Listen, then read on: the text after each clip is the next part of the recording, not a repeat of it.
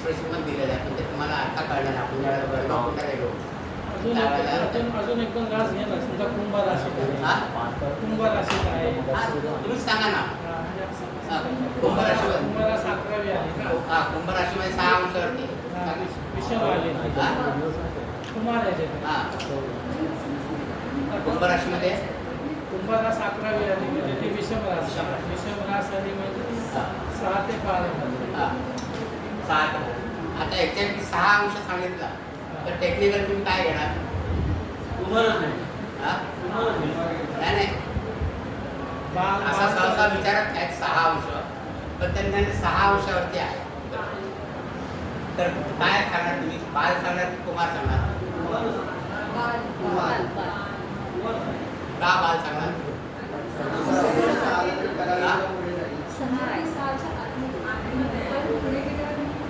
6 ते 12. 6 ते 12. का कुमार का नाही? कोणताही ग्रह तुम्ही कसा लिहिता? कोणताही ग्रह आपण लिहिताना अंश, कला,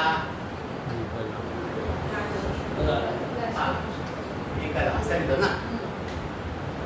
अंश, कला, विकला असं लिहितो. मग त्यावेळेला आपण म्हणतो की ग्रह 6 अंशावरती आहे, त्यावेळेला त्याच्या कला आणि विकला पण असणार ना काहीतरी. आता असं फार क्वचित होईल लाखामध्ये एक असते 6 अंश 0 ग्रह 0 विकला, हे फार कमी होईल. विकला कशा क्षणाक्षणाला बदलत असतात. मग इथे जरी एक विकला झाली तर तो 6 अंशाच्या पुढे गेला. ओके नाही हां, तरी तो 6 अंशाच्या पुढे गेला. ज्यावेळेला ही मर्यादा जी आहे 0 ते 6 अंश ही 5 अंश 59 कलापर्यंत अशी आपण करायची. म्हणजे जनरली असा कोणी चॅलेंजिंग प्रश्न विचारत नाही. 7 अंश किंवा 6 अंश 30 कला असं पडतं देतात तुम्हाला. 6 अंश 30 कलेवर आहे, 6 अंश 45 कलेवर आहे. म्हणून ते पुढच्या कला वगैरे पण लक्षात आपल्याला घ्यायला पाहिजे. नुसतं अंश दिलं आहे तर ते अंशामध्ये तुमची दोन्ही उत्तर त्यांना बरोबर द्यायला पाहिजे. कारण तुम्ही टेक्निकली सांगू शकता 0 अंशाला आवश्यक होतं. म्हणून ते असं विचारलं लिहायची. हां, दोन्ही उत्तर लिहायची. कुठल्या उत्तर दिलं तर तुमचं बरोबर द्यायला पाहिजे. कुठल्या उत्तर दिलं जर असं नुसतं 6 दिलं नुसतं म्हणून ते जनरली ते अशा त्या बाउंड्रीवरचे आकडे ते देत नाही.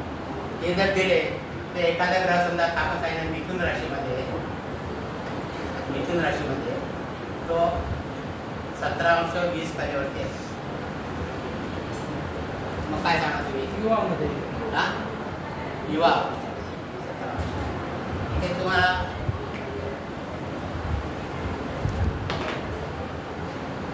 कर्क राशीमध्ये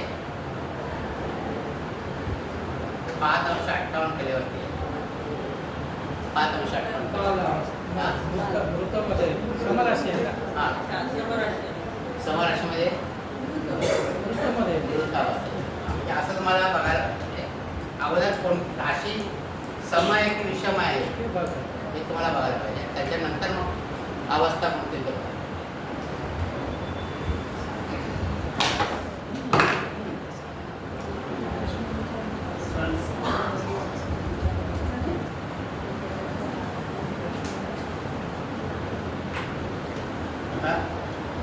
ग्रहांबद्दलची मूलभूत माहिती आपण सगळी संपवली.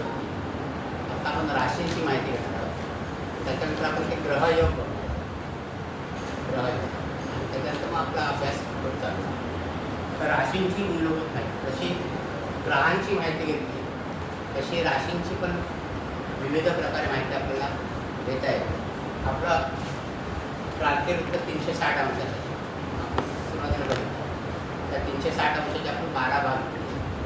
एका भागाला आपण राशी असं नाव दिलेलं आहे. राशी त्या राशी 12 राशी आपण बघितलेल्या आहेत. आणि मग त्याची विभागणी कशी होती ते आपण सांगितलं. एका राशीमध्ये 2.25 नक्षत्र असतात. एक नक्षत्र 13 अंश 20 कलेचं असतं. एका नक्षत्राचे 4 असतात. ते सगळं आपण बघितलं. आता जे राशी असतात त्या राशींचे स्वामी आपण बघितले.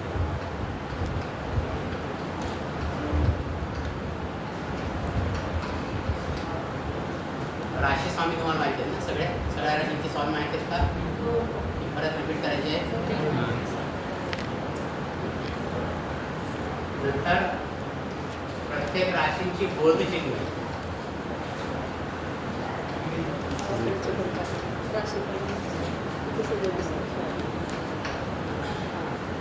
प्रत्येक राशींची बोधचिन्ह या आणि बोधचिन्ह सुद्धा तुम्हाला खूप काही सांगून जातात, तुम्हाला मदत करतात पुढे त्या राशींची माहिती घेण्याकरता. तर एकेका राशीचं बोधचिन्ह जर आपण बघितलं तर पंचांगामध्ये जी चित्र काढले थोडीशी वेगळी काढली, आपण लक्षात ठेवायची थोडी वेगळी ठेवायची. तर मेष राशी जी आहे, मेष राशीचं बोधचिन्ह काय आहे? मेंढा आहे. मेंढा पंचांगामध्ये तुम्हाला मेंढा नुसतं उभा राहायला दाखवत, पण तसं न बघता तुम्ही तो दोन पायावरती उभा राहून धडक मारण्याच्या अवस्थेमध्ये असं तुम्ही लक्षात घ्या. त्याचं चिन्ह मेंढ्या का तर मेष राशी ही चल राशी, त्याच्यामध्ये काहीतरी ॲक्शन तुम्हाला दाखवतात, ते देखील आपले चल राशी. म्हणून हा त्याचं बोधचिन्ह जे आहे तो मेंढ्यामध्ये धडक मारण्याच्या अवस्थेमध्ये असं दाखवत तुम्ही मेंढ्यामध्ये धडक मारणारच असतं की नाही. तर तो अशा याने तुम्ही त्याचं चित्र लक्षात ठेवा मनामध्ये असतात. ते मेष राशीचं चित्र ते मेंढा आहे. दुसरी राशी आहे वृषभ. वृषभचं काय? बैल. हा सुद्धा बैल कसा आहे? दष्टपुष्टाने एका जागेवर उभा आहे असं सांगतो. तर वृषभ राशी ही स्थिर राशी, ही चर राशी नाही, स्थिर राशी. त्यामुळे बैल एका ठिकाणीच उभा असं आपण समजतो. तिसरं आहे मिथुन. मिथुनामध्ये दोन मुलं आहेत, एक मुलगा एक मुलगी, दोन मुलं. म्हणजे इथे ड्युएल पर्सनॅलिटी, कारण ही द्विस्वभाव राशी आहे. द्विस्वभाव राशी आहे. दोन मुलं, एकापेक्षा जास्त असतात, एकापेक्षा जास्त दोन मुलं आहेत. नंतर कर्क राशी. कर्क राशीचं बोधचिन्ह आहे खेकडा. खेकडा हा सुद्धा खेकडा तिरकत चालत असतो. परत ह्याच्यापुढे आणखी त्याची माहिती आपण घेणार आहोत. नंतर सिंह. सिंह राशीचं सिंहच आहे. वनराज मोठी आयाळ वगैरे एका ठिकाणी उभा आहे, दष्टपुष्ट सिंह. नंतर कन्या.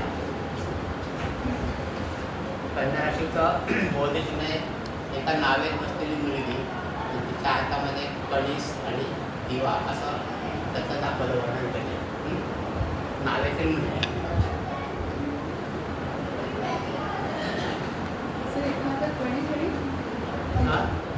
एका हातामध्ये कळीस आहे हा, आणि एका हातात दिवा आहे. आता कळीसाचं काय महत्त्व दिलं जातं? कळीस कशा करता? तर कळीस म्हणजे अन्न.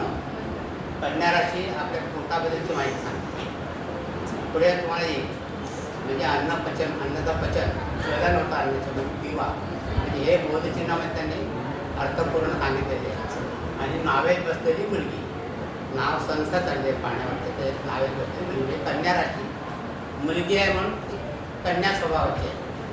कन्या म्हणजे जसं जसं बोधचिन्ह आहे तशी तशी माहिती त्या राशींची तुम्हाला मिळत आहे. नंतर ते तूळ राशी. तूळ राशी ते तराजू आहे. त्या तराजूची पण दोन्ही पात्र आहेत, दोन्ही पार्टी आहेत. ती असमान उंचीवरती आहे, एकाच उंचीवर दाखवत सांगता येईल. पण चल राशी आहे, म्हणजे पार्टी अशी हलत आहे तराजूची, असं लक्षात येईल. नंतर वृश्चिक राशी आहे. वृश्चिक राशीचं काय? विंचू.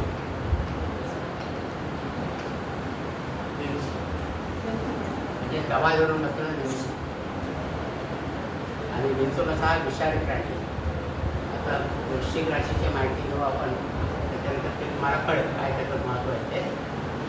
नंतर धनु राशी जी आहे, धनुराशीचं बोधचिन्ह घोड्यावर बसलेला माणूस आहे, त्याच्या हातामध्ये धनुष्य पाहिजे.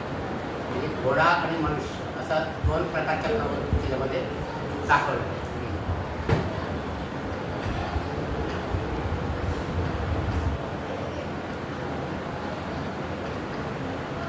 धनुर्धारी असा क्षत्रिय म्हणता येईल सर? हा क्षत्रिय क्षत्रिय क्षत्रिय म्हणतात गडावर बसलेलं क्षत्रिय. क्षत्रिय किंवा धनुर्धारी म्हणजे हातामध्ये धनुष्य धनु हा अर्धा माणूस अर्धा घोडा आहे पण दोन प्रवृत्ती दाखवल्या तर ही द्विस्वभाव राशी आपण होते नंतर मकर राशी जी आहे याची मगर आहे पण या मगरीचं तोंड आहे ना ते पशुचं आहे असं त्यांनी दिलं मगर म्हणजे जलचर पाण्यात राहणारी मगर पाण्यात राहणारी नंतर कुंभ खांद्यावर घडा घेतलेला माणूस खांद्यावर घडा घेतलेला आहे पाण्याचा कुंभ घेतलेला आहे आणि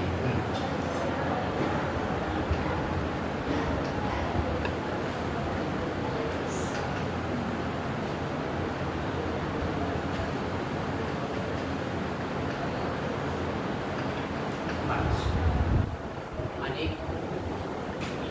मीन राशीमध्ये दोन मासे आहेत पण त्यांचं तोंड एकमेकांच्या विरुद्ध आहे बघा दिलं असेल एकाच्या शेपटीकडे तोंड आहे एखाद्या तोंडाकडे शेपटी आहे म्हणजे एकमेकांच्या विरुद्ध तोंड असतं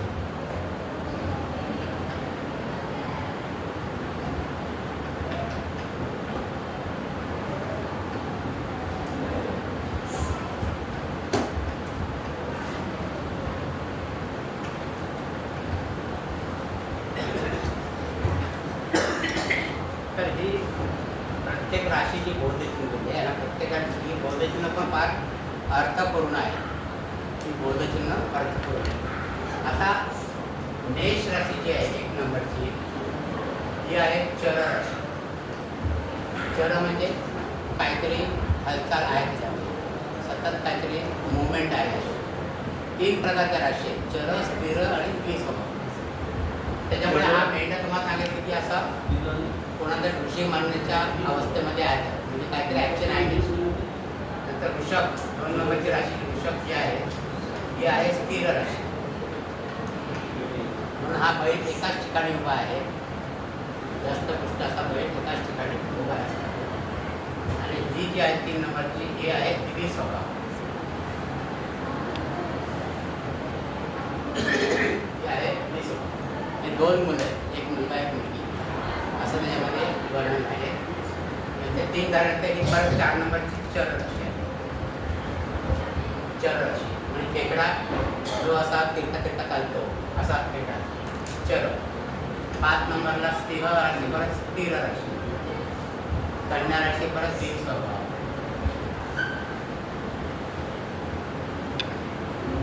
तूळ राशी परत चर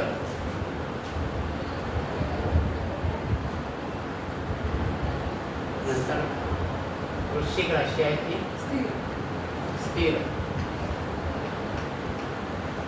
धनु राशी आहे द्विस्वभाव मकर राशी आहे ती परत चर कुंभ राशी आहे ती स्थिर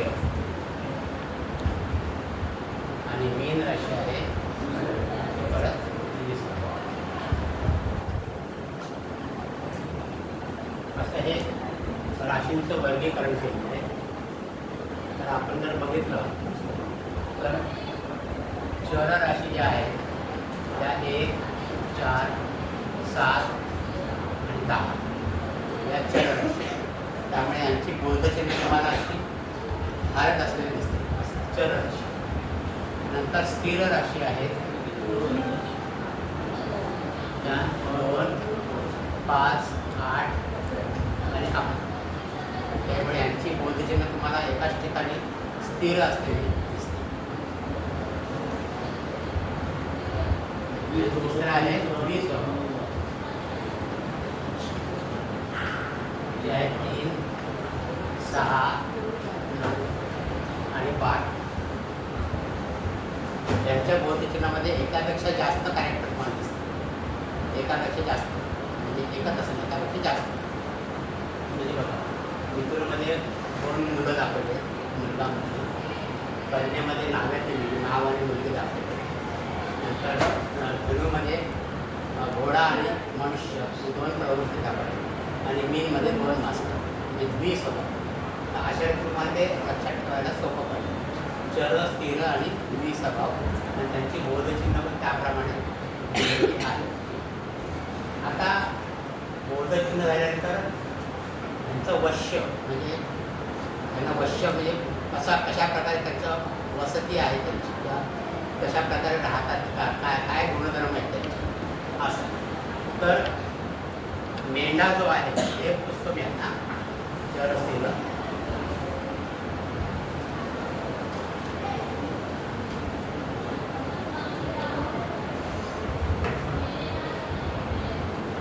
मेंढा आहे त्याला 4 पाय म्हणजे चतुष्पाद.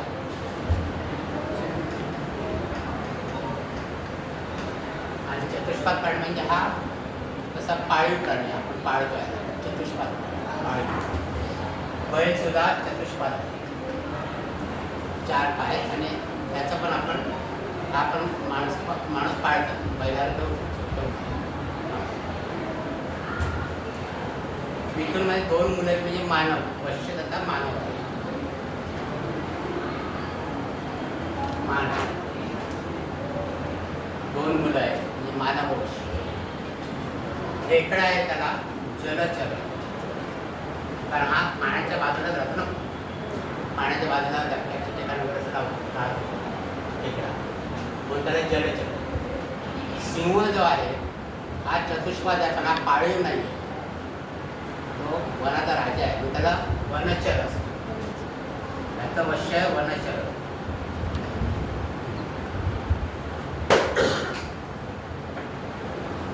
नंतर कन्यामध्ये पण नावाची मुलगी आहे म्हणून मानव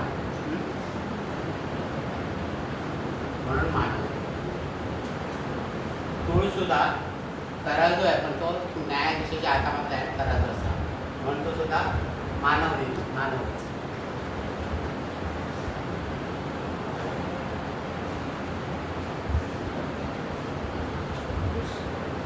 हे तुम्हाला सगळं ज्यावेळेला आपण गुणमेलन करू त्याच्यामध्ये हे येणार आहे. तुम्हाला गुणमेलनच्या वेळेला त्याचा उपयोग होतो की राशी कोणती आहे मानव राशी आहे किंवा काय आहे ते आपल्याला बघावं लागतं. वृश्चिकचा विंचू जो आहे हा कीटक प्रकार म्हणतो. कीटक त्याला कीटक वश्य कीटक आहे.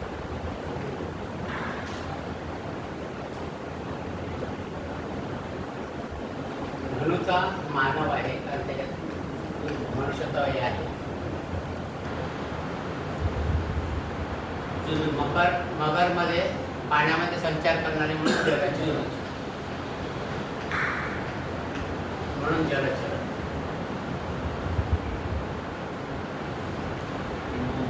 त्याच्यामध्ये सुद्धा खांद्यावर घडा घेतलेला माणूस म्हणून मानव आणि मासे पण जलचर पाण्यामध्ये असतात. जलचर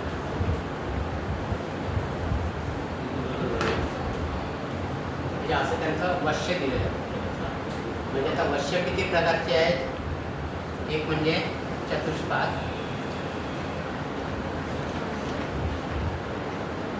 दोन म्हणजे मानव, 3 जलचर, 4 वनचर, 5 कीटक. म्हणजे या 5 प्रकारामध्ये 12 राशी चतुष्पाद, मानव, जलचर, वनचर आणि कीटक.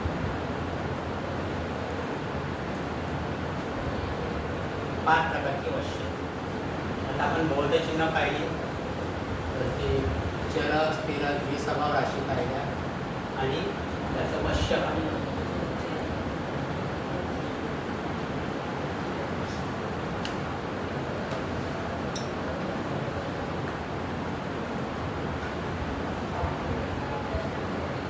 आता याच्यामध्ये आणखी पुढे पण भाग आहेत का तसंच आपला अभ्यास पुढे जाईल आपण बघणार आहोत.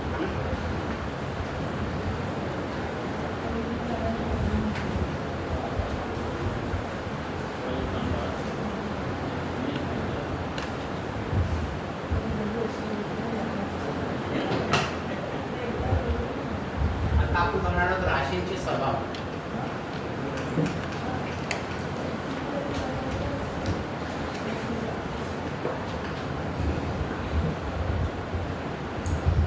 राशींचे स्वभाव.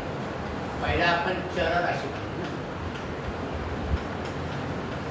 चर राशी कोणत्या आहेत? 1, 4, 7 आणि 10 या चर राशी आहेत. आता यांचे स्वभाव म्हणजे या राशीमध्ये जास्त करून चंचलता, हिंडणं फिरणं, अस्थिरता म्हणजे मनाची आणि शरीराची, हे एका ठिकाणी स्वस्त बसत नाही. काही ना काहीतरी हालचाल त्यांची चालू असते. प्रवासाची आवड असते. नेहमी स्वभाव बदलता असतो. म्हणजे वस्तू, वास्तू आणि व्यवसाय यांच्यामध्ये वारंवार बदल करायला आवडतं.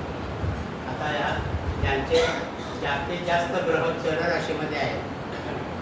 कुंडलीचे जास्तीत जास्त ग्रह चर राशीमध्ये आहेत. अशा व्यक्तींच्या घरी जर तुम्ही गेलात तर तुम्हाला घरातल्या फर्निचर वगैरे त्यांच्या अदलाबदली झालेली दिसेल. काही दिवसाला गेलं एकाच ठिकाणी ते ठेवणार नाही. ते आज फ्लावर पाट इकडे आहे, उद्या तिकडे दिसेल, टेबल इकडे तिकडे. त्यांना आवड असते, चंचलता, आवड. म्हणजे हे त्यांचं स्वभाव वैशिष्ट्य आहे.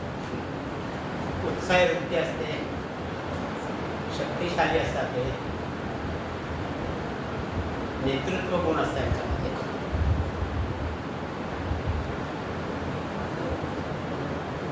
आणि कोणते काम केलं ते कमी वेळामध्ये जास्त काम करणार असे हे चर राशी. आणि व्यवसायामध्ये पण स्थिर नसतात. सारख्यांना काहीतरी बदलावं असतं. काय एकाच नोकरीत टिकत नाही जास्त. आपण दुसरी करायला, तिसरी करायला असं म्हणजे नोकरीमध्ये वारंवार बदल करण्याने आर्थिक स्थितीमध्ये पण चढ उतार असतात. असे हा चर राशी हा एक स्वभाव गुण आहे त्यांचा. की आता इथे या राशी धरल्या आपण तर एखादा ग्रह बघायचा नाही की जास्तीत जास्त ग्रह या राशीमध्ये असतील असं बघायचं. जास्तीत जास्त ग्रह म्हणजे ग्रहाधिक्य कोणत्या प्रकारच्या राशीमध्ये आहे ते बघायचं. नंतर दुसरा प्रकार आहे स्थिर राशी. त्या 2, 5, 8 आणि 11. त्यांना एकाच ठिकाणी बसून काम करायला आवडतं. एकाच ठिकाणी बसून काम करायला आवडतं. प्रवासाचा थोडासा कंटाळा असतो आणि नाहीला चालत प्रवास करतो. वस्तू, वास्तू म्हणजे एकाच ठिकाणी टाकून ठेवायला, सतत बदल करायला आवडत नाही. थोडी निश्चयी प्रवृत्ती असते. काम निश्चय असते, बदलत नाही निश्चय. प्रकारे काय असतं हे स्वभाव चंद्रराशीवरून यायचे का लग्नाराशीवरून? चंद्रराशीत आपण नंतर बघणार. चंद्रराशीत आपण नंतर बघणार. ही प्रत्येक राशी वेगळी असते. आणि हे तुमच्या कुंडलीमध्ये ग्रहांची पोझिशन कशी आहे, कुंडलीमध्ये ग्रहांची पोझिशन कशी, जास्तीत जास्त ग्रह कोणत्या ह्याच्यामध्ये, त्याच्यानंतर व्यक्तीचे काय गुणधर्म असतील ते आपण त्याच्यातून शोधतो. तर या राशीच्या व्यक्तींमध्ये चिकाटी असते, सोशिकता असते, थोडा स्पष्ट वक्तपणा असतो. कोणत्याही गोष्टीचं पूर्वनियोजन करून काम करायला आवडतं. अगोदर व्यवस्थित प्लॅनिंग करून काम करायला आवडतं.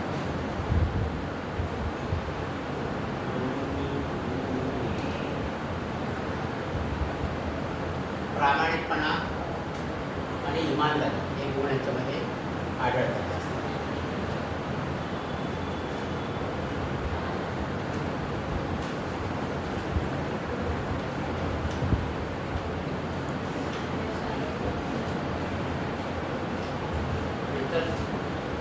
तिसऱ्या प्रकारची राशी आहे द्विस्वभाव.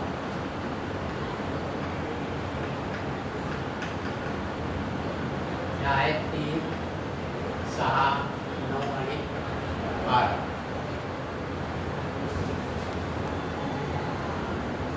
अशा व्यक्तींमध्ये बोलण्यामध्ये आणि कृतीमध्ये मेळ नसतो. थोडी धडसड वृत्ती असते. कुठल्याही गोष्टीचं पूर्ण ज्ञान मिळवण्याचा प्रयत्न करत नाही. थोड्याशा ज्ञानावरतीच करतात मत बनवतात. त्यामुळे या व्यक्ती कधी कधी फार चांगल्या वागतात, कधी कधी थोडं तुम्हाला वेगळ्या प्रकारे वागतात. हां विक्षिप्तपणा, थोडासा विक्षिप्तपणा, कधी कधी विक्षिप्तपणे वागतात, कधी कधी चांगल्या वागतात. स्वभाव त्यांचं मूड जसा असेल तसं. पण ह्या थोड्या बुद्धिवादी असतात, दयाळू असतात, शांतताप्रिय असतात, हळव्या स्वभावाचे असतात.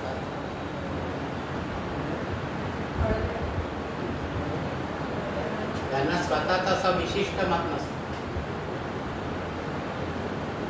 स्वतःचं असं विशिष्ट मत नसतं.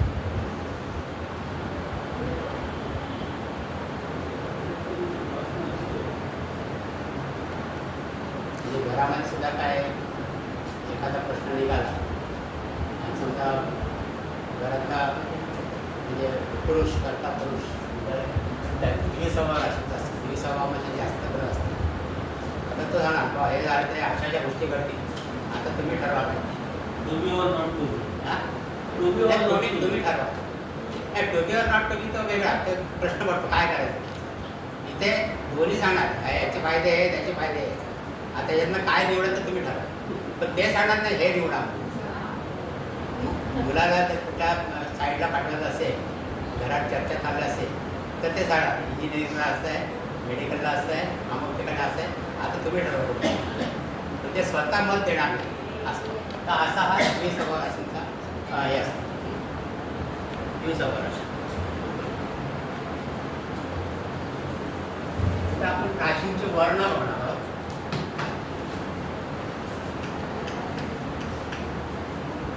राशींचे वर्ण.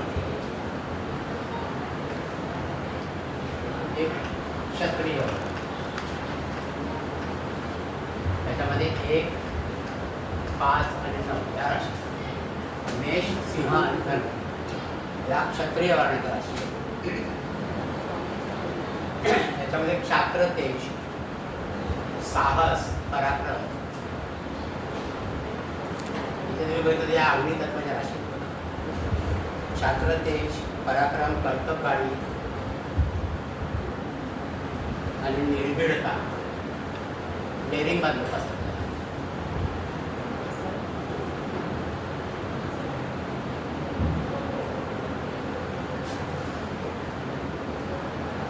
म्हणजे रस्त्यात पुढे वाचावायचे झाले असते तर आम्ही कधी तिकडे गेले तर पटकन दोघांना बाजार करत जरा काय करतात त्याला तुमच्याकडे तुम्ही देता असं म्हणजे निर्भीडता. बाकीचे कोण असतील तर बघत राहतील, फोटो काढतील, रील बनवतील, पण ते सोडवणार नाही मला. त्यांच्याकडे निर्भीडता असते, साहस असतं, पराक्रम असतो.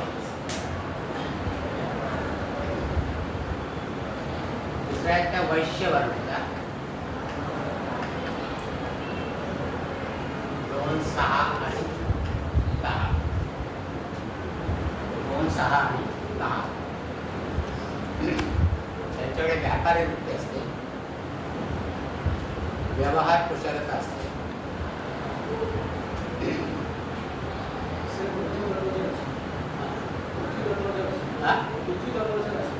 पृथ्वी तत्वाच्या या पृथ्वी तत्वाच्या राशी आपण पुढे तर यांच्या हे वैश्य वर्णाची राशी म्हणजे व्यापारी वृत्ती जास्त असते, नफा तोट्याचा विचार नेहमी करतात. एखादी गोष्ट करायची असेल तर याच्यात आपला फायदा काय ते अगोदर बघतात, का आपलं नुकसान आहे का याचा विचार करतात. हे क्षत्रिय लोक तो विचार करत नाही. एकदा ते काम करताना करायचं तर ते आपलं नुकसान हो की नफा हो असं. ते नव्या तोट्याचा विचार करत नाही. त्यांच्याकडे देशभक्ती चांगली असते, देशभक्ती. वैश्यवर्णाचे लोक तो विचार करतात, एखादा व्यवहार करायचा आहे त्याच्यात आपलं नुकसान होणार नाही का, व्यवहार कुशलता चांगली असते, व्यवहार कुशलता. आणि थोडासा स्वार्थीपणा म्हणून असतो, म्हणजे स्वतःचा फायदा म्हणणं म्हणजे स्वार्थीपणा येतो त्याच्यामध्ये. तर असे गुणधर्म आहेत त्याच्यावर वैश्यवर्णाचे.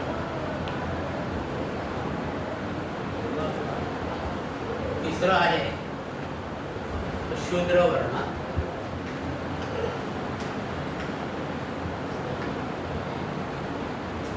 3, 7 आणि 11 म्हणजे वायू तत्वाच्या राशी. वायू. आता ते शूद्र म्हणजे शूद्र नव्हे, शूद्र म्हणजे क्षुद्र नाही, तर बुद्धिमान असं आपण म्हणतो. शूद्र म्हणजे बुद्धिमान. कारण ह्या सगळ्या राशी बुद्धिमान आहेत. ज्या कुंडलीमध्ये 3, 7, 11 मध्ये जास्तीत जास्त आणि बुद्धिवादी ग्रह असतात, बुध, गुरु, चंद्र वगैरे, अशा व्यक्ती हुशार असतात. त्यांचा ऐकून नेहमी चांगला असतो. ते ह्या शूद्र म्हणजे ह्या सेवावृत्ती देणाऱ्या व्यक्ती, सेवावृत्ती किंवा सेवा देणारे. उदाहरणार्थ डॉक्टर, वकील, CA, इंजिनियर, म्हणजे आपल्या ज्ञानाचा फायदा दुसऱ्याला देऊन त्याच्यातनं उपजीविका करतात. डॉक्टर, CA, इंजिनियर, वकील असा जो वर्ग आहे तो शूद्र वर्ग. आणि चौथा जो आहे तो विप्र वर्ग. विप्र किंवा ब्राह्मण. त्याचे 4, 8 आणि 12 या राशी, जलतत्वाच्या राशी. जलतत्वाच्या राशी. या राशीतल्या व्यक्तींना ज्ञान संपादन करण्याची आवड असते. थोडं चौकसपणा जास्त असतो त्यांच्याकडे आणि सावध वृत्ती असते. सावध ज्ञानप्राप्तीची तळमळ असते जास्त.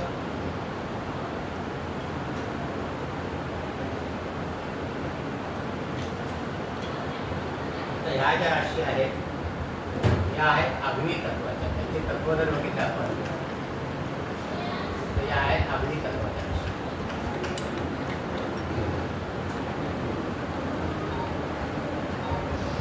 अग्नी तत्व राशी दाहक, कठोर म्हणजे जरा स्ट्रॉंग असतात अग्नी तत्वाच्या. पृथ्वी तत्वाच्या राशी ज्या आहेत त्या थोड्या समंजस असतात. समंजस आणि व्यवहारी असतात पृथ्वी तत्वाच्या. नंतर वायू तत्वाच्या राशी ज्या आहेत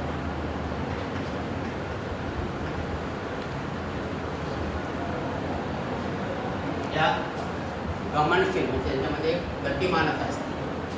गतिमानता असते वायू तत्वाची. आणि जलतत्वाच्या राशी ज्या आहेत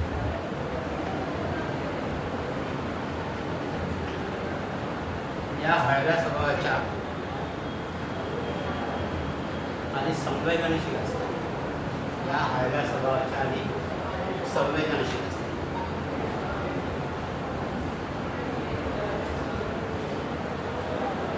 जशा या राशी आहेत, राशींची तत्व आहेत, तसे ग्रहांचे पण आपण बघितले ना की रवी, मंगळ आणि गुरु हे आपण अग्नी तत्वाचे पाहिजे ना ग्रह. नंतर चंद्र, शुक्र हे जलतत्वाचे पाहिजे.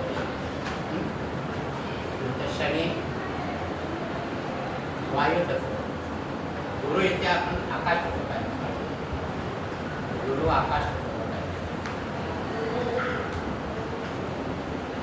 आणि बुध आहे तो पृथ्वी तत्व पाहिजे. तर आता एक तुम्ही लक्षात घ्या गोष्ट की मंगळासारखा ग्रह आहे. मंगळ अग्नितत्वसारखा आहे आणि मंगळाच्या राशी 2 आहेत. एक मेष राशी आणि एक वृश्चिक राशी. मेष राशी क्षत्रिय म्हणजे अग्नितत्वाची आणि वृश्चिक राशी आहे ती जलतत्वाची. आता मंगळ हा दोन्ही राशीचा स्वामी आहे. पण मंगळ हा मेष राशीमध्ये असताना जितका प्रभावी होईल तितका तो वृश्चिक राशीमध्ये होत नाही. कारण तो अग्नितत्वाचा ग्रह आहे. ही मेष राशी जरा पोषकच असते अग्नितत्वाची. आता अग्नितत्व जर गरम स्वभावाचा ग्रह जलतत्वात पडला तर त्याचं अग्नितत्व सगळं निघून जाणार. म्हणजे इथे मंगळ निष्प्रभ होतो. म्हणून मंगळाचे जे 2 राशी आहेत त्याच्यामध्ये जास्त प्रभावी तो या राशीमध्ये असतो. मेषेमध्ये जास्त प्रभावी असतो. मेषेमध्ये म्हणून मंगळाला जलतत्वाच्या राशी मानवत नाही असतात. त्याच्या विरुद्ध चंद्र जलतत्वाचा आहे. त्याला अग्नितत्वाच्या राशी मानव नाही चक्राला.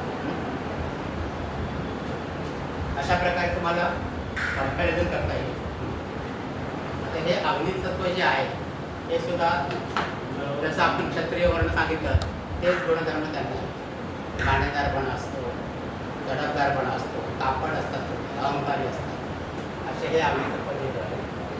पृथ्वीतत्वाले पण सुबकपणा असतो, नीटनित्यपणा असतो, तार्किकपणा असतो. नंतर थोडेसे श्रमिक असतात हे पृथ्वीतत्वाले एका जगात काम करतात असे ह्या. आणि वायुतत्वाचे ग्रह पण मदत करणारे स्वतःच्या ज्ञानाचा फायदा करून देणारे त्यांना. त्याच्यामध्ये प्रेमळपणा असतो, सभ्यता असतो, उत्साह असतो, थोडा चिकित्सक स्वभाव असतो. म्हणून यांना बौद्धिक राशी सुद्धा आपण म्हणतो, कारण बौद्धिक लालसा जास्त असेल, ज्ञान संपादन करण्याची लालसा जास्त असते. अशी विप्रवर्णामध्ये असते.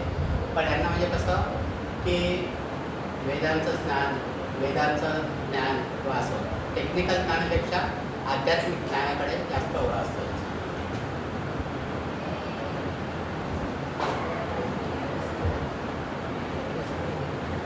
आणि अग्नितत्वाच्या राशी ज्या व्यक्ती असतात त्यांच्या शरीराचं तापमान थोडं जास्त असतं. म्हणजे अग्नितत्वाचा प्रभाव ज्या व्यक्ती आहेत त्यांना तुम्ही शेकंड केलं त्यांचा हात तुम्हाला उद्धार आहे. आणि काय व्यक्ती तुम्हाला ते गार लागतात जलतत्वाले. तर हा सुद्धा फरक त्यांचं शारीरिक तापमान थोडंसं असतं अग्नितत्वाचे व्यक्ती आणि जलतत्व. तर एखाद्या व्यक्तीमध्ये सगळे गुण असू शकतात. हां सगळे गुण असू सगळ्या गुण सगळे ग्रह त्या सगळ्या राशीमध्ये असतात त्यांचे. आपण काय बघतो ग्रहाधिक्य बघतो कोणत्या राशी. हे जे आपण गुणधर्म सांगितले हे ग्रहाधिक्य 12 किती ग्रह त्या राशीमध्ये आहेत अग्नितत्वाच्या राशीमध्ये. त्याच्यानंतर तुमचं ते इक्वल डिस्ट्रीब्युशन असेल तर जास्त तुम्हाला त्या प्रमाणात थोडा अनुभव येणार नाही. पण जास्तीत जास्त ग्रह तिकडे असतील तर मात्र ठीक. तर 4-8-12 या राशीमध्ये लोक जे असतील ते जलतत्वावर इतरांच्या चांगल्यावर कोणी वाद करतात. हां इतरांच्या चांगल्यावर कोणी जलतत्वावर वाद करतात. हां मी थोडा हळवेपणा असतो तुमच्याकडे.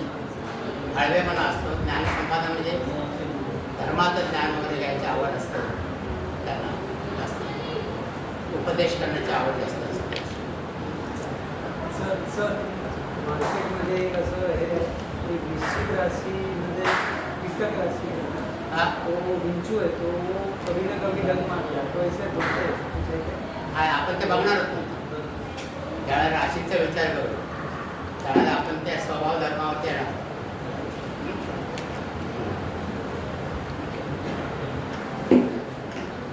धनराशी आणि ऋणराशी.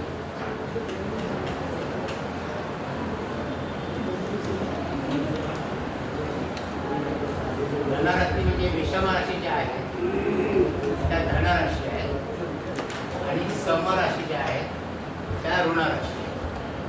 विषम राशी कोणत्या 1, 3, 5, 7, 9 आणि 11. समराशी 2, 4, 6, 8, 10 आणि 12.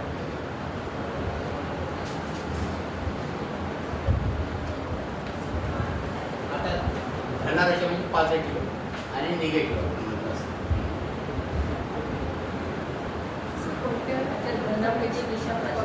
हां म्हणजे जास्तीत जास्त ग्रह कोणत्या आता आपण जी वर्गवारी करतो राशींची ते जास्तीत जास्त ग्रह कोणत्या प्रकारच्या राशीत पडले ते असं जास्तीत जास्त ग्रह कोणत्या प्रकारच्या राशीत पडले ते आपण बघतो. आता 1, 3, 5, 7 या राशीमध्ये जास्त ग्रह असतील तर अशा व्यक्ती उत्साहवर्धक असतात, आत्मविश्वास चांगला असतात, प्रयत्नवादी असतात. जास्तीत जास्त ग्रह वृषभ राशी. इच्छाशक्ती चांगली असते. ते डॉमिनेटिंग नेचर जास्त अधिकार वृत्ती लागणार. आणि दुसऱ्याचं मन शक्तीने वळवण्यामध्ये म्हणजे ताकदीवरती वळवणार दुसऱ्याचं मन. ताकदीचा वापर जास्त करतो वृषभ राशीवाले.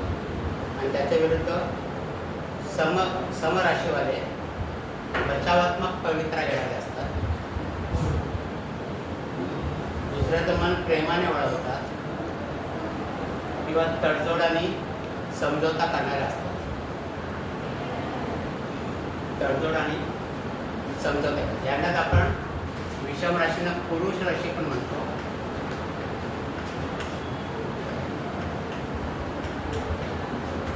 आणि ते स्त्री राशी.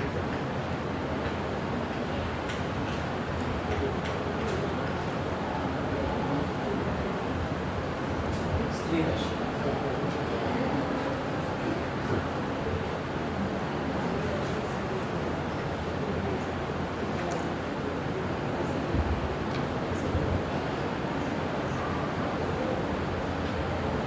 आता जर आपण बघितलं पुरुष राशी आणि स्त्री राशी बघितलं तर या पुरुष राशी कुंडलीमध्ये जर विषम भावामध्ये असते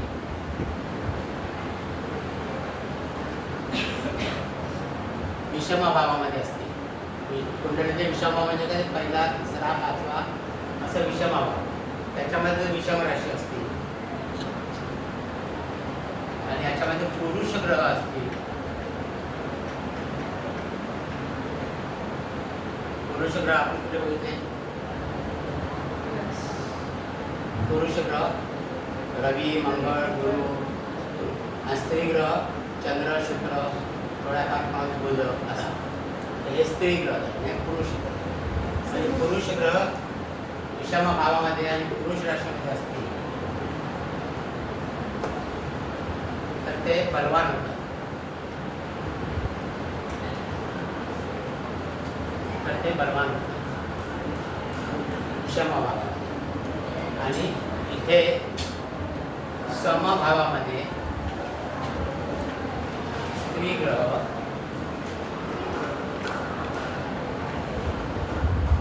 बलवान होतात. समराशी समभावामध्ये असते त्याच्यात स्त्री ग्रह असते ते एकमेकांना पोषक होतात. ते राशी आणि ग्रह एकमेकांना पोषक होतात ते बलवान होतात. तर स्त्री ग्रह चंद्र शुक्र चंद्र शुक्र स्त्री ग्रह हा? बुध सुद्धा मिश्र ग्रह आहे म्हणजे पृथ्वी तत्वाचा मिश्र ग्रह आहे. बुध ज्या राशीमध्ये असतो ज्या ग्रहांवर त्याप्रमाणे करतो मिश्र. हा आता हे जर तुम्हाला समजायचं असेल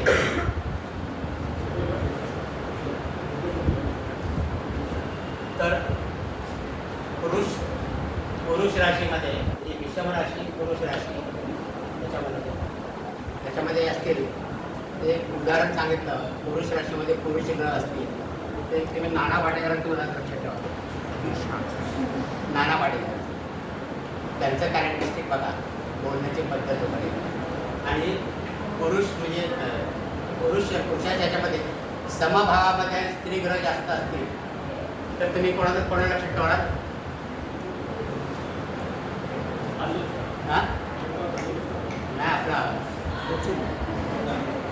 पालेकर अमोल पालेकर हा अमोल पालेकर यांचे पिक्चर बघितले बघा. त्याची आर्ग्युमेंट करण्याची पद्धत आणि नाना पाटेकरांची आर्ग्युमेंट दोघांच्यामध्ये फरक आहे की नाही. म्हणजे त्यांची पद्धत वेगळी.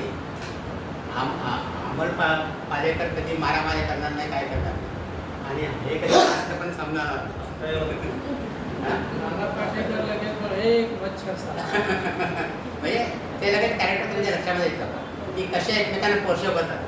विषम भाव पुरुष ग्रह एकमेकांना पोषक होतात म्हणजे कसं कॅरेक्टरिस्टिक होतं आणि समभाव स्त्री ग्रह कसे एकमेकांना पोषक होतात असं. आता हे झालं पुरुषाच्या बाबतीत. स्त्रीच्या बाबतीत असेल तर स्त्रीच्या बाबतीत समभावामध्ये सगळे असतील तर आपल्या हा अलका कुबल हा इथे अलका कुबल ललिता पवार आणि इथे ललिता पवार म्हणा परत आहे प्रिया टेंडोर पडते मागे सिरियल यायची ना देखी जहा बुराई है हा देखी जहा बुराई है तेव्हा किरण बेदी इंदिरा गांधीच्या गाडीला हे केलं होतं पाय मारला होता हे करारी बाबा कोणाला घाबरणार नाही म्हणजे अशा स्त्रिया त्या तिथे हा हा हा हुशार नाडकर्णी म्हणजे हे तुम्ही उदाहरण लक्षात ठेवले का की कसे पोषक होतात समभावामध्ये स्त्री ग्रह आणि स्त्रीभाव म्हणजे एकमेकांना कसे पोषक होतात हे लक्षात ठेवा म्हणजे अशा प्रकारचे कॅरेक्टरिस्टिक तुमच्या लक्षात राहतात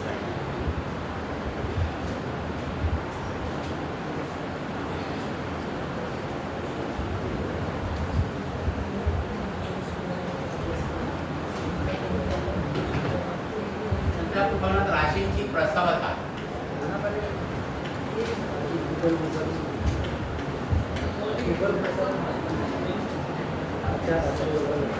राशींची प्रसवता बघतात काय काय राशी आहेत त्या वंध्या राशी असतात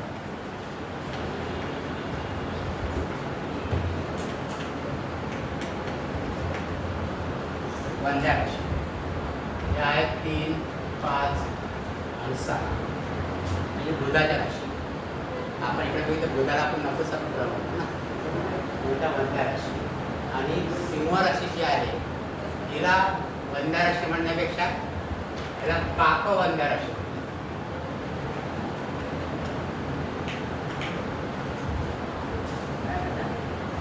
काकवंध्या काकवंध्या थोडसा कमी वंध्यापेक्षा थोडसा कमी काकवंध्या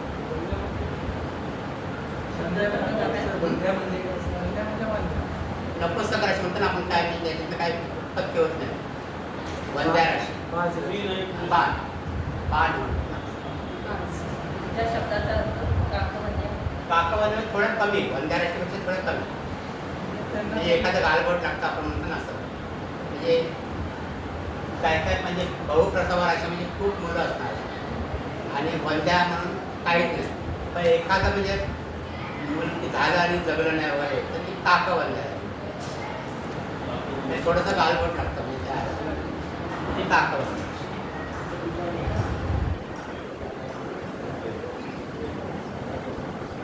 आता या वंध्या राशी ज्या आहेत या कुंडलीच्या ज्या भावामध्ये असतील कुंडलीच्या ज्या भावामध्ये असतील आणि त्याच्यामध्ये वंध्या ग्रह जर असतील वंध्या ग्रह म्हणजे शनी आणि बुध हां तर त्या भावाने दर्शवलेल्या व्यक्ती नसतात किंवा त्या व्यक्तीपासून सुख मिळतात वंध्या राशीच्या ज्या भावामध्ये असतील त्या भावापासून आपल्याला सुख मिळत नाही जर सप्तम भावामध्ये वंध्या राशी असेल आणि वंध्या ग्रह असतील तर विवाह उशिरावरील विवाहाचं सौख्य मिळणार नाही असं अशा एकदम मिथुन राशी कन्या राशी किंवा शनी राशी जर असतील सप्तमात तर विवाह थोडा उशीर होतो त्याच्यामध्ये हे जर ग्रह असतील तर आणखी उशीर होतो हां वंध्याग्रह आपण वंध्याग्रह म्हणजे वंध्याग्रह म्हणत ना आपण नपुंसक ग्रह नपुंसक ग्रह शनी आणि बुध तसंच कुंडलीमधल्या 1, 2, 5, 7 आणि 11 या स्थानांचे स्वामी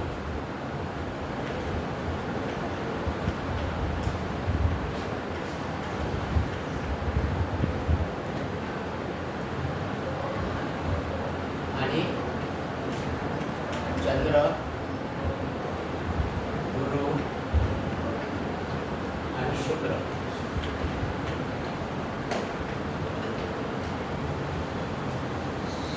हे ग्रह म्हणजे या भावांचे स्वामी आपल्या या स्थानांचे आता आपण या स्थानावर काय काय बघतो प्रथम स्थानावर स्वतः व्यक्ती बघतो द्वितीय स्थान कुटुंब स्थान ओके नाही पंचम स्थान हे संततीचं स्थान सप्तम स्थान हे विवाहाचं स्थान जोडीदाराचं स्थान आणि 11वं लाभस्थान म्हणजे ही जी स्थानं आहेत त्याच्यामध्ये या स्थानांचे ते स्वामी आणि चंद्र गुरु आणि शुक्र आता चंद्र गुरु आणि शुक्र हे पण कसे आहे की प्रसवता दाखवणार आहे गुरु हा संततीचा कारक आहे शुक्र वैवाहिक सौख्याचा कारक आहे चंद्र हा मनाचा कारक आहे म्हणजे हे जे ग्रह आहे हे ग्रह आणि ह्या स्थानांचे स्वामी जर वंद्या राशीमध्ये असतील, वंद्या राशीमध्ये असतील तर व्यक्तीमध्ये वीर्यदोष, नपुंसकत्व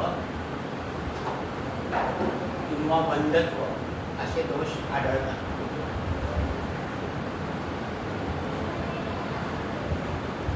आणि संतती होण्यामध्ये अडचणी येतात. वीर्यदोष म्हणजे वीर्यदोष, नपुंसकत्व आणि वंध्यत्व असे दोष आढळतात.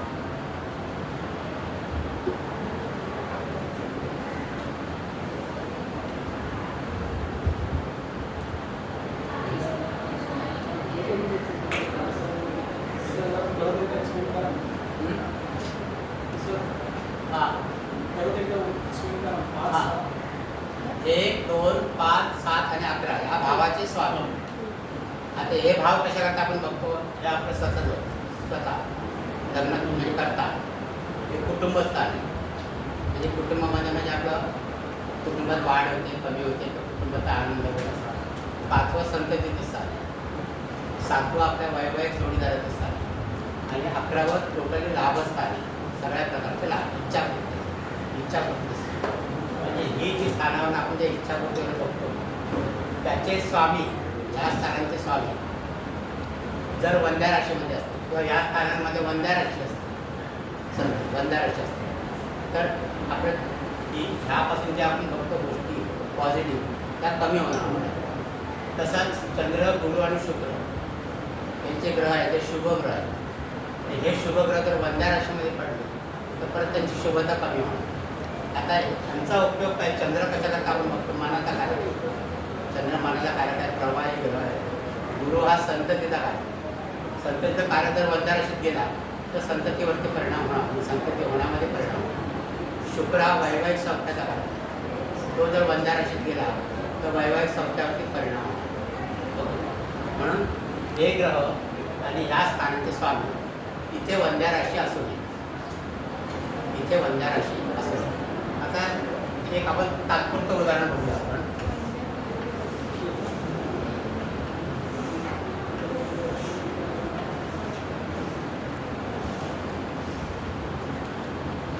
समजा इथे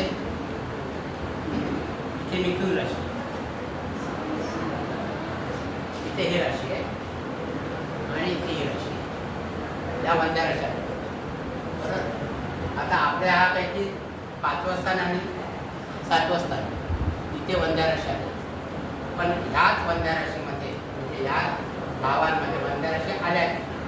इथे जर समजा हे ग्रह असतील चंद्र, गुरु, शुक्र या 2 भावांमध्ये, तर ते या 2 भावांचं फळ वेगळं असं झालं.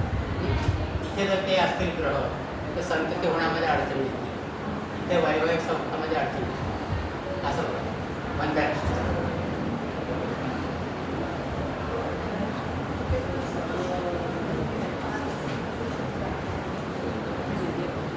ह्या वंद्या राशी आपण म्हणतोय.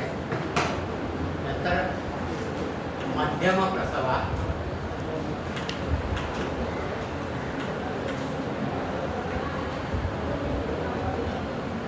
या राशी आहे 2, 7 आणि 10. या मध्यम प्रसवा.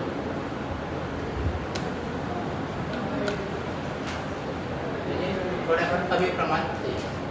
पण त्या वंद्या त्या मध्यम प्रसवा आणि तिसऱ्या प्रकारच्या त्या बहुप्रसवा.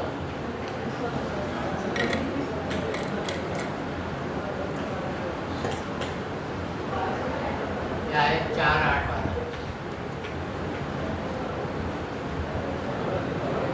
जसं वंद्या राशीच्या बाबतीत सांगितलं तर त्याच्या उलट बहुप्रसवा राशी. जर बहुप्रसवा राशी जर त्या भावामध्ये असतील आणि ते ग्रह बहुप्रसवा राशीत असेल तर सगळ्या गोष्टी पटापट, संततीमध्ये अडचण येणार नाही. पटापट संतती, मग जास्त पण संतती होईल, विवाह लवकर होईल, इच्छापूर्ती लवकर होईल, अशा सगळ्या गोष्टी. म्हणजे याच्या विरुद्ध त्या भावाचे स्वामी जर बहुप्रसवा राशीमध्ये असतील आणि तिथे ते ग्रह असतील शुभ ग्रह तर सगळ्या गोष्टी ज्यांना सायास म्हणजे अशा बहुप्रसव राशीमध्ये बहुप्रसव प्रवाह असतील पंचमस्थानामध्ये तर त्यांना प्लॅनिंग करण्याची आवश्यकता नाही किंवा त्यांनी संतती नको असेल तरच प्लॅनिंग करावं असं अशा ह्या बहुप्रसव राशी.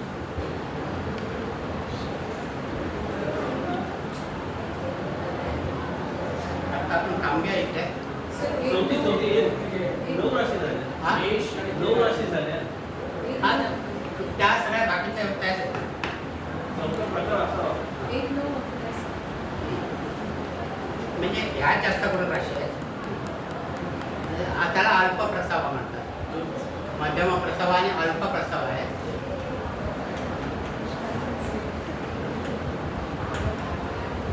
त्या 1-9 आकडा 1-9 आकडा अल्प प्रस्ताव.